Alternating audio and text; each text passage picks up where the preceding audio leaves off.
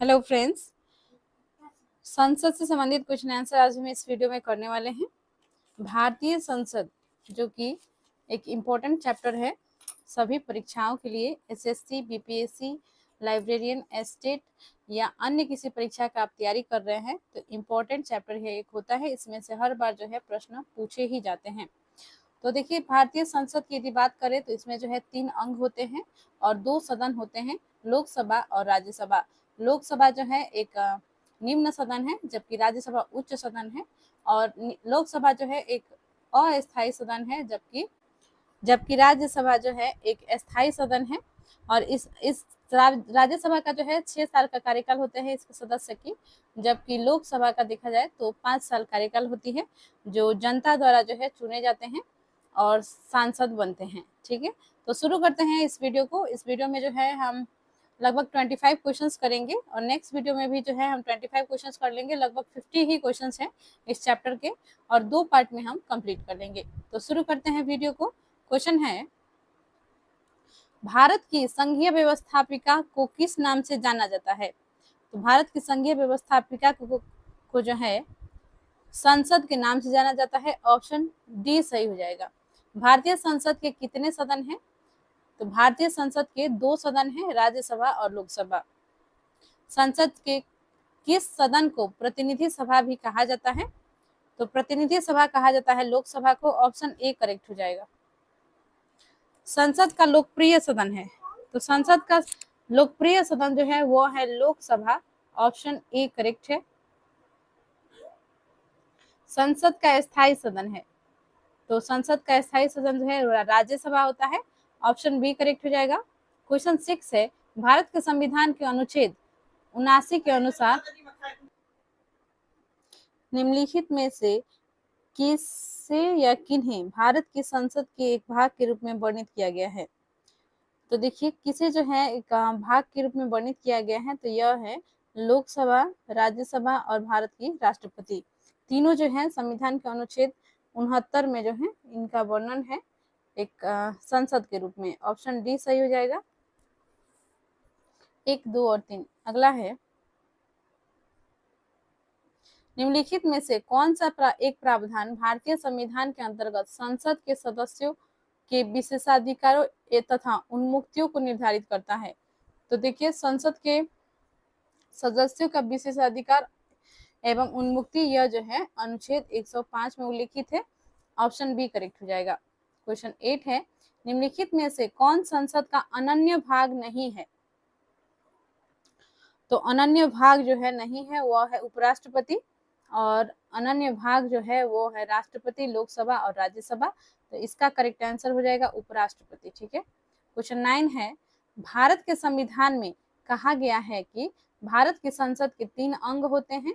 इनमें से एक अंग लोकसभा है, दूसरा अंग राज्यसभा है, जबकि तीसरा अंग है, तो देखिए, एक लोकसभा, दूसरा राज्यसभा है और तीसरा है आपका राष्ट्रपति। ठीक है, तो ऑप्शन ए इसमें करेक्ट हो जाएगा। क्वेश्चन 10 है, भारतीय संसद के कितने अंग हैं?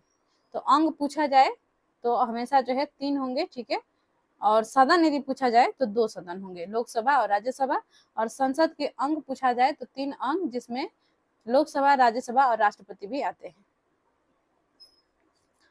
अगला प्रश्न है, भारतीय संविधान के किस अनुच्छेद में कहा गया है कि संघ के लिए एक संसद होगी जो राष्ट्रपति और दोनों सदनों से मिलकर बनेगी? तो देखिए, संविधान किस अनुच्छेद में कहा गया है कि संघ के लिए जो है एक संसद होगी जो राष्ट्रपति और दोनों सदनों से मिलकर बनेगी? तो यह कहा गया है अनुच्छेद 79 में, यानी कि इस अनुच्छेद 79 में। ऑप्शन बी आपका इसमें करेक्ट हो जाएगा। ठीक है, अनुच्छेद 79। अगला है, निम्नलिखित कथनों में कौन असत्य है? देखिए, कथन पहले पढ़ लेते हैं। लोकसभा को संसद का प्रथम सदन कहा जाता है, बिल्कुल सही है। राज्यसभा के संसद को द्वितीय सदन कहा जाता है, यह भी सही है। राज्यसभा एक अस्थायी सदन है, राज्यसभा एक अस्थायी सदन है, यह जो है कथन गलत है, क्योंकि राज्यसभा जो है एक स्थायी सदन है, न कि अस्थायी। ऑप्शन सी इसमें करेक्ट हो जाएगा। अगला प्रश्न देखते हैं, निम्नलिखित कथनों में से कौन सही है? तो देखिए, इसमें भी सेम 12 के जैसा ही क्वेश्चन पूछा गया है। तो इसमें है कि कौन सा कथन सही है। लोकसभा भारतीय जनता की प्रतिनिधि सभा है, बिल्कुल सही है। राज्यसभा संसद का उच्च सदन है, यह भी सही है। राज्यसभा राज्यों का प्रतिनिधित्व करता है, यह भी सही है। तो देखिए लोकसभा जनता का प्रतिनिधि सभा है और राज्यसभा जो है राज्यों का प्रतिनिधित्व करता है। तीनों ऑप्शन सही है, तो इसका करेक्ट आंसर हो जाएगा ऑप्शन डी, उपरोक्त सभी। क्वेश्चन 14 देख लेते हैं। संसद का निम्न सदन एवं उच्च सदन क्रमशः है। तो देखिए निम्न सदन पूछा गया है, तो निम्न सदन जो है कौन है, वो है लोकसभा, और उच्च सदन है राज्यसभा। तो ऑप्शन बी इसमें करेक्ट हो जाएगा, लोकसभा एवं राज्यसभा। क्वेश्चन 14 है, सदन का निम्न सदन एवं उच्च सदन क्रमशः है। ये क्वेश्चन हमने कर लिया है। क्वेश्चन 15 है, संसद को भंग करने के लिए कौन सक्षम है। तो देखिए संसद को भंग जो है राष्ट्रपति कर सकते हैं, तो इसका करेक्ट आंसर हो जाएगा ऑप्शन ए, राष्ट्रपति। अगला है क्वेश्चन 16, भारतीय संसद की संप्रभुता प्रतिबंधित है। तो संसद की संप्रभुता जो है कौन प्रतिबंधित करता है, या संप्रभु पूरा तरह से जो है उसे निर्णय लेने का अधिकार नहीं देता है, वो है न्यायिक समीक्षा से। ठीक है, ऑप्शन बी करेक्ट हो जाएगा, न्यायिक समीक्षा से। अगला है क्वेश्चन 17, संसद के कितने सत्र होते हैं। ऑप्शंस है बजट सत्र, मानसून सत्र, शीतकालीन सत्र, उपरोक्त सभी। तो देखिए संसद के 3 सत्र होते हैं, जिसमें बजट सत्र भी होते हैं, मानसून सत्र और शीतकालीन सत्र। तो सबसे लंबा जो सत्र होता है वो होता है बजट सत्र, और सबसे छोटा जो होता है वो होता है शीतकालीन सत्र। इसमें देखिए तीनों जो है संसद के सत्र है, तो करेक्ट आंसर इसका हो जाएगा ऑप्शन डी, उपरोक्त सभी। क्वेश्चन 18 है, सांसद के 2 क्षेत्रों के बीच अधिकतम कितना अंतराल दिया जा सकता है। तो देखिए संसद के 2 क्षेत्रों के बीच या सत्रों के बीच होना चाहिए था यहाँ पे क्वेश्चन में। ठीक है, तो ये हो जाएगा 6 महीना। नेक्स्ट है क्वेश्चन 19, भारतीय संसद के दोनों सदनों की संयुक्त बैठक किस संबंध में होती है। तो देखिए किस मामले में जो है, अर्थात किस विधायक में जो है, किस संबंध में जो है संयुक्त बैठक होती है। तो आर्टिकल 108 अर्थात अनुच्छेद 108 के तहत जो है संयुक्त बैठक बुलाई जाती है, और ये जो है ऐसी स्थिति में होती है जब किसी विषय पर दोनों सदनों में मतभेद हो। तो ऐसी स्थिति में जो है होती है, और ये जो है साधारण विधेयक ही होती है। तो करेक्ट आंसर इसका हो जाएगा ऑप्शन सी, भारतीय संसद के दोनों सदनों की संयुक्त बैठक साधारण विधेयक के संबंध में होती है, ऑप्शन सी करेक्ट हो जाएगा। अगला है क्वेश्चन 20, संसद के दोनों सदनों का संयुक्त अधिवेशन आयोजित होता है। तो देखिए यहाँ पे कूट में आंसर करनी है आपको। ठीक है, तो इसका जो है देखिए दोनों सदनों के संयुक्त अधिवेशन आयोजित होता है, कब होता है। तो देखिए ऑप्शंस पहले पढ़ लेते हैं। भारत के राष्ट्रपति के निर्वाचन के लिए नहीं, निर्वाचन के लिए संयुक्त बैठक नहीं होती है। उपराष्ट्रपति के निर्वाचन के लिए यह भी नहीं होगा। भारतीय संविधान में संशोधन विधेयक को पारित करने के लिए नहीं, यह भी नहीं होगा। ऐसे विधेयक पर विचार करने और उसे पारित करने के लिए जिस पर दोनों सदनों में मतभेद हो। बिल्कुल सही है, ऑप्शन 4 इसमें सही दिया गया है कि एक ऐसे विधेयक पर विचार करने के लिए और उसे पारित करने के लिए जिस पर दोनों सदनों में मतभेद है। तो करेक्ट आंसर इसका हो जाएगा सिर्फ 4 जो है इसमें सही है, तो केवल 4 करेक्ट आंसर हो जाएगा।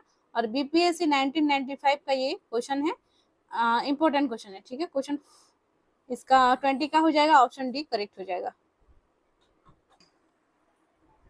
नए हैं चैनल पर तो चैनल को जरूर सब्सक्राइब कर लीजिएगा, वीडियो को लाइक एंड शेयर कर दीजिए किसी ग्रुप में, और अपने दोस्तों के साथ भी जरूर शेयर करिए।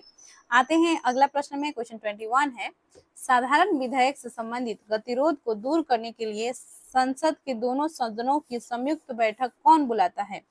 तो देखिए साधारण विधेयक से संबंधित गतिरोध को दूर करने के लिए संसद के दोनों सदन को जो है संयुक्त बैठक बुलाया जाता है राष्ट्रपति द्वारा। ऑप्शन ए सही हो जाएगा, राष्ट्रपति। अगला है क्वेश्चन 22, लोकसभा व राज्यसभा की संयुक्त बैठक कब होती है। तो देखिए लोकसभा और राज्यसभा की संयुक्त बैठक तब होती है जब दोनों में मतभेद हो।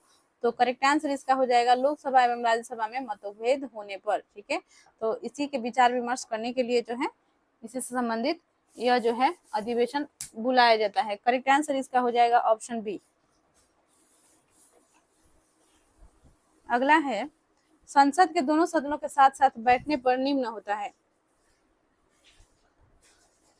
तो देखिए क्या होता है, तो इसमें भी जो है ऑप्शंस के अनुसार से जो है आपका हो जाएगा इसमें ऑप्शन सी, एक बिल जिस पर दोनों सदन सहमत न हो उस पर विचार करना और पास होना। ठीक है, तो संयुक्त अधिवेशन जो बुलाए जाते हैं इसमें दोनों सदन के सदस्य भाग लेते हैं, यानी कि राज्यसभा और लोकसभा के।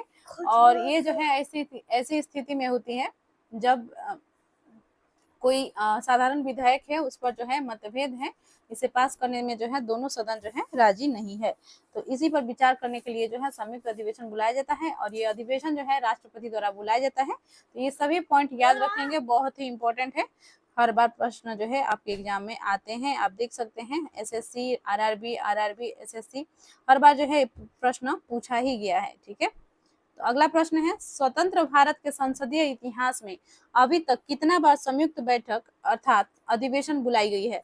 तो देखिए संयुक्त अधिवेशन जो है अभी तक 3 बार बुलाया गया है, तो इसका राइट आंसर हो जाएगा ऑप्शन सी, 3 बार। ठीक है, तो देखिए 25 प्रश्नों को हमने कर लिया है इस वीडियो में। नेक्स्ट वीडियो में जो है हम 26 से लेकर जितने भी प्रश्न बचे हुए हैं उसे कंप्लीट कर लेंगे। 2 पार्ट में इस संसद चैप्टर को हम कंप्लीट कर लेंगे। तो मिलते हैं नेक्स्ट वीडियो में। चैनल को अभी तक आपने सब्सक्राइब नहीं किया है तो प्लीज चैनल को सब्सक्राइब कर ले, वीडियो को लाइक एंड शेयर करें, कमेंट करें। और Lucent MCQ for all exam नामक जो प्लेलिस्ट बना हुआ है जिसमें हमने हिस्ट्री से संबंधित इसी प्रकार से ऑब्जेक्टिव क्वेश्चन कर रखा है, और पॉलिटी के भी बहुत से चैप्टर के क्वेश्चन ऑब्जेक्टिव क्वेश्चन कंप्लीट हो गए हैं, उन्हें भी जरूर देख लें। धन्यवाद।